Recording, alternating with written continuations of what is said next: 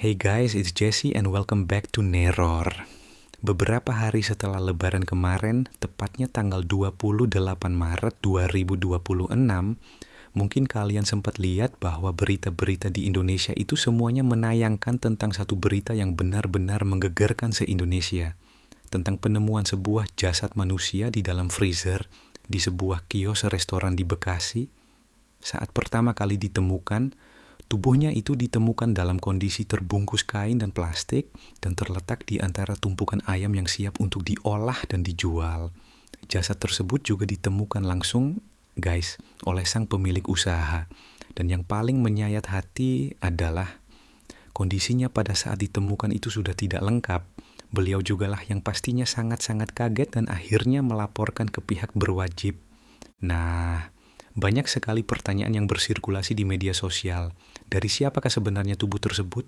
Dan bagaimana nyawanya bisa berakhir di dalam kotak sempit itu? Dan siapa yang tega untuk melakukan ini kepadanya?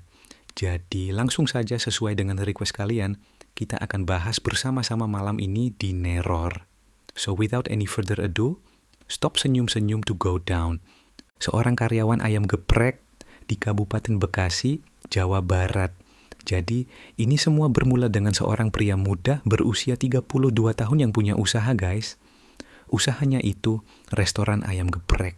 Nah, kalau dari datanya Mabes Polri, katanya namanya itu inisialnya ES, tapi di portal-portal berita banyak juga yang menulis AL, kita panggil saja ES.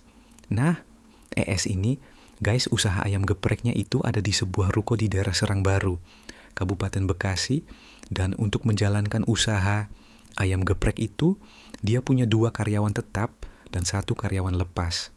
2 karyawan tetapnya itu adalah Saman usia 27 tahun dan Aksa umur 23 atau 24 tahun. Sementara karyawan lepasnya adalah AHA. Nah, AHA ini sedikit lebih tua dari 2 karyawan lainnya. Ada yang bilang bahwa dia sekitar 39 tahun, tapi ada yang bilang juga bahwa dia umurnya sekitar 45 tahun. Nah, kalau Saman dan Aksa itu tugasnya untuk mengolah ayam, memasak, dan juga melayani pembeli. AHA itu tugasnya sebagai security, petugas keamanan atau satpam. Jadi, dialah yang menjaga kios dari pagi sampai tutup.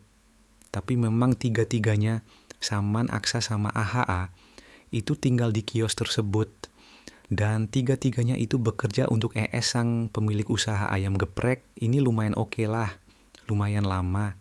AHA sudah sekitar 2,5 tahunan dan 2 pegawai lainnya itu sudah ada yang tahunan serta ada yang beberapa bulan. Berhubung ini sudah dekat dengan liburan Idul Fitri, ES sama keluarganya itu memutuskan untuk pulang kampung ke Cilacap. Mereka pergi mudik pada tanggal 18 Maret 2026 itu hari Rabu. Ketiga pekerja ini juga tentunya dapat libur. Saman juga pulang kampung ke rumah orang tuanya di Batu Jaya, Karawang. Aksa ke rumah pacarnya di Cibatu. Nah, Pak AHA itu memutuskan untuk tetap tinggal saja di ruko karena memang kampung halamannya itu di Palembang, guys. Dan dia itu tidak punya keluarga lagi. Makanya Pak AHA ini lumayan awet bekerja sama ES sudah 2,5 tahun lebih. Nah, setelah 10 hari mudik, akhirnya ES balik dari Cilacap. Dan langsung, guys, besokannya hari Sabtu tanggal 28 Maret jam 8 pagi dia sudah siap datang ke kios ayam gepreknya. Dia mau buka sekalian, dia mau mengecek kiosnya, bahan-bahan makanannya apakah masih segar, semuanya masih oke, kulkasnya masih menyala, semuanya masih bersih, tidak ada binatang-binatang nakal. Karena pegawai-pegawainya kan pada saat itu juga masih mudik. Sesampainya dia di depan kiosnya, dia sempat mengintip dari pintunya melihat ke dalam. Dia melihat kok di dalam kiosnya itu, freezernya tidak tahu kenapa mendatangkan rasa curiga di dalam hatinya. Tapi ya, karena tidak berdasar dia kesampingkan saja. Dia buka kiosnya, dia masuk ke dalam. Dan benar saja, baru saja dia masuk ke dalam kiosnya, tiba-tiba dia mencium ada aroma yang sangat-sangat kuat.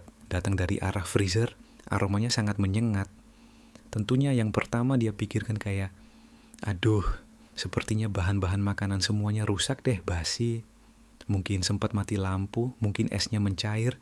Cepet-cepet dia langsung mendatangi arah freezer. Dia buka, Dan ternyata dia malah dikejutkan dengan penampakan yang dia tidak pernah bayangkan sebelumnya. Di antara tumpukan ayam beku yang ada di dalam freezer itu, ES melihat ada sebuah tubuh manusia. Tubuh tersebut sudah dalam keadaan membeku, terbungkus kain dan plastik. Kalau dari apa yang dia ceritakan, katanya baru masuk saja melihat perawakan dari tubuh tersebut dan juga warna kulitnya, ES itu langsung mengenali siapa jasad itu.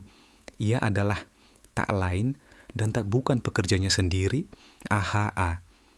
ES yang aku tidak bisa bayangkan seterkejut apa, langsung memberitahu warga setempat. Kemudian dia pergi melapor ke pihak berwajib yaitu Polsek Serang Baru, dan tidak butuh waktu lama sampai petugas Polsek dan Polres Metro Bekasi datang ke kios. Pihak berwajib kemudian mengeluarkan jasad tersebut dari freezer. Mereka pun kemudian dikejutkan dengan fakta bahwa ternyata ketika dikeluarkan jasad itu juga sudah dalam kondisi tidak lengkap, jadi tubuhnya sudah tidak ada bagian tangan dan kakinya.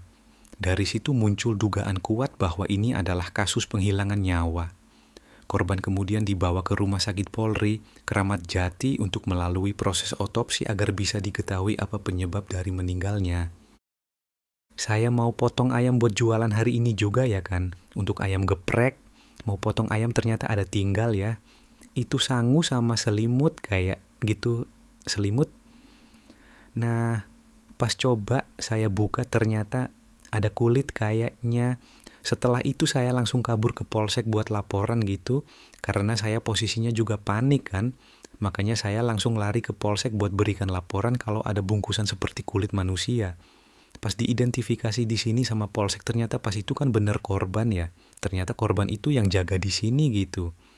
Berdasarkan salah satu sumber Kompas TV, dilaporkan bahwa korban itu diperkirakan sudah kehilangan nyawanya sekitar 4-5 hari sebelum ditemukan. Balik lagi ke ES, setelah menemukan bahwa salah satu pekerjaannya telah kehilangan nyawanya di dalam freezer, ES itu juga mulai mengecek kiosnya. Diminta oleh pihak berwajib untuk mengecek kios dan dia sadar bahwa ternyata ada beberapa barang operasional usahanya yang juga hilang. Jadi, yang hilang itu adalah uang tunai Rp500.000 dan juga 2 sepeda motor yang biasa digunakan oleh korban AHA dan 1 karyawan lainnya. Pihak kepolisian juga langsung melakukan olah TKP. Mereka juga menginterogasi para saksi yang ada di situ, mengumpulkan barang bukti dan melakukan penyelidikan lebih lanjut. Dari penyelidikan polisi bilang sama ES, kami memiliki kecurigaan terhadap 2 pekerja lainnya yang sedang pulang kampung, sama-sama Aksa. Kenapa Pak Polisi bisa punya kecurigaan tersebut? Jadi guys, salah satu yang bikin mereka dicurigai sekali adalah setelah AHA ditemukan, ES itu sempat mencoba menghubungi mereka berdua. Mungkin dia juga jadi was-was, jangan-jangan memang yang ditarget adalah karyawan-karyawannya. Dia mau memastikan yang lain tidak apa-apa, tapi malah nomor mereka berdua itu tidak aktif. Sementara kalau Saman sama Aksa itu bekerja sama AHA, kalaupun mereka tidak terlibat, mereka dibutuhkan sebagai saksi. Akhirnya polisi pun melakukan pencarian terhadap Saman dan Aksa. Dan pada Minggu tanggal 29 Maret 2026, polisi berhasil menemukan mereka berdua di dalam sebuah gubuk di Kabupaten Majalengka, Jawa Barat. Di mana ketika ditemukan oleh polisi, mereka tanpa perlawanan setuju untuk ikut dengan polisi. Nah, setelah polisi akhirnya berhasil mencapai mereka, tidak butuh waktu lama sampai akhirnya mereka berdua mengakui bahwa ternyata mereka yang bertanggung jawab atas penghilangan nyawanya AHA. Tapi apa motifnya?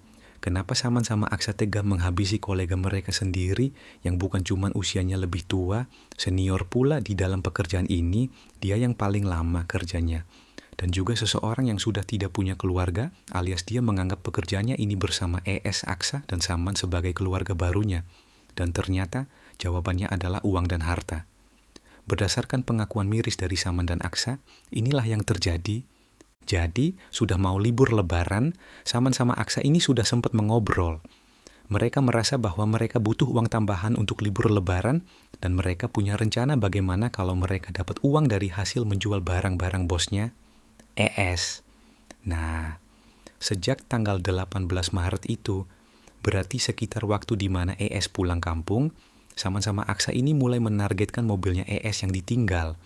Mereka diskusi bagaimana caranya mereka bisa punya akses ke mobil tersebut agar bisa mereka jual. Jadi, setelah mencari cara bagaimana mereka bisa mendapatkan akses ke mobil tersebut, mereka putuskan bahwa ternyata sedikit sulit karena keamanan dari mobil itu susah, lebih ketat. Jadi mereka alihkan fokusnya ke dua motor operasional dari bisnis ayam geprek. Dua motor itu mau mereka curi untuk dijual. Nah, berhubung mereka tidak cuma berdua di dalam kios tersebut, mereka diskusi, ajak saja kali ya, Aha. Ya sudah, mereka ajak si Aha. Akhirnya mereka bilang sama Aha, Bang, kita punya rencana nih, mau curi dan jual motor. Nanti hasilnya dibagi, kalau bisa mobil sekalian. Mumpung bos lagi mudik, kita lucuti saja. Aha itu langsung menolak. Dia bilang, jangan, jangan. Saya tidak mau. Saya sudah dipercaya sama Bapak. Saya tidak mau merusak kepercayaan itu. Saya tidak punya keluarga, kata Aha. Saya merasa Bapak itu sudah seperti keluarga saya. Jangan dijahati. Nah, untuk Saman dan Aksa penolakan tersebut bukan sekadar penolakan tidak ingin bergabung, tapi merupakan hambatan untuk mereka. Sekarang Aha sudah tahu rencananya dan dia akan menjadi penghalang. Kedepannya mereka berdua juga tidak akan dipercaya oleh AHA. Apalagi dia dekat lagi sama bos. Ibaratnya, jika dia tidak mau ikutan berarti mereka juga akan kehilangan pekerjaannya tanpa dapat apa-apa. Ya sudah, sekalian saja. Akhirnya Saman dan Aksa memutuskan, malam itu ketika Aha sedang tertidur, mereka akan menyerangnya. Dan benar saja, ketika malam datang menggunakan sebilah pisau, Saman dan Aksa menyerang Aha ketika sedang tertidur pulas. Dan setelah Aha kehilangan nyawanya, tubuhnya kemudian dibagi-bagi menjadi beberapa bagian, dan bagian terbesarnya itu disimpan di dalam freezer. Dan yang seram sekali, dalam proses ini, Aksa yang menjadi eksekutor dan Saman itu yang membantu proses pemisahan bagian tubuhnya. Nah, tubuh itu kemudian disebar di dua titik yang berbeda di kebun bambu di area perbukitan di daerah Cariu, Bogor. Dan ketika mereka menyebar itu, sekalian mereka membawa motor yang hendak mereka curi kemudian mereka pergi. Ketika korban tertidur, para pelaku menjalankan aksinya terhadap korban. Berdasarkan pengakuan dari pelaku, korban dihabisi pada posisi tidur. Dan setelah menghabisi nyawa korban dan menyebarkan bagian tubuhnya pada 22 Maret, Saman sama Aksa itu menjual HP-nya juga. HP korban diambil oleh mereka dan dijual untuk mendapatkan uang tambahan. Mereka jual ke seorang pria lewat Facebook COD dan dari situ mereka dapat Rp450.000. Dan keesokan harinya lagi, mereka jual motornya ES, motor operasional kantor, itu seharga Rp2.300.000. Dan yang motor Matic dijual Rp1.850.000. Jadi awal dari rencana itu dibuat oleh para pelaku adalah dari tanggal 18 Maret sebelum pelaksanaan Idul Fitri itu. Kemungkinan pelaku ini membutuhkan tambahan pendapatan sehingga berpikir ingin menguasai barang atau kendaraan roda 4 mobil yang dimiliki oleh majikannya. Nah, sehari setelah pengakuan itu diberikan kepada polisi, polisi akhirnya mengecek ke daerah yang mereka bilang. Dan benar saja, polisi menemukan sebuah plastik berwarna merah berisikan kedua tangan dan kaki dari korban. Ada juga sebuah tas warna abu-abu yang berisikan paha bagian atas. Dan sekitar 2 km dari temuan yang tadi, polisi menemukan bagian paha atas lainnya di tumpukan sampah. Dari data Pusat Kriminal Nasional yang dimiliki, sebenarnya belum ada catatan kriminal yang dimiliki oleh dua orang pelaku ini. Jadi ini adalah kejahatan pertama yang mereka lakukan. Dan atas semua perbuatannya, akhirnya Saman dan Aksa dikenakan 3 pasal berlapis, pasal 340, KUHP Junto 338 Junto 365, KUHP dengan ancaman hukuman 20 tahun penjara, seumur hidup, dan hukuman mati. Gila, ngeri sekali ya. Ngeri sekali dan aku sedih sekali karena dia jujur dan dia yang baik. Bahkan dia sudah jujur dan baik dan mencoba untuk meyakinkan dua orang yang lainnya untuk tidak melakukan itu kepada bosnya. Malam itu dia masih percaya untuk tidur bareng. Mereka berharap dua orang ini berubah pikiran. Sedih sekali, sumpah. Kita doakan supaya Pak Aha tenang dalam peristirahatannya. Kuburnya dilapangkan, diterangkan, diringankan. Dan aku doakan semoga karena dia meninggal dalam situasi seperti ini, di mana dia berniat baik, Semoga kelak surga yang menunggunya. Amin. Sumpah, aku sedih sekali kalau dengar cerita orang baik dijahati begini. Kayak, kenapa sih mau lebaran? Sudah mengarah ke hari kemenangan kok malah jahat? Kenapa ya? Fakta itu juga bikin aku sangat gelisah. Kenapa kejahatan malah meningkat di waktu-waktu dekat lebaran? Katanya setan-setan sedang diikat, tapi ternyata mungkin memang manusia itu bisa sifatnya lebih iblis daripada setan. Jahat sekali. Semoga para pelaku diberikan hukuman yang seadil-adilnya. Always stay safe. Terima kasih semuanya yang sudah menonton video ini dan menghabiskan waktu bareng aku. Semoga kita semua selalu aman, dijaga dalam lindungannya, dan aku tidak sabar untuk bertemu kalian di video berikutnya. Bye. Bye.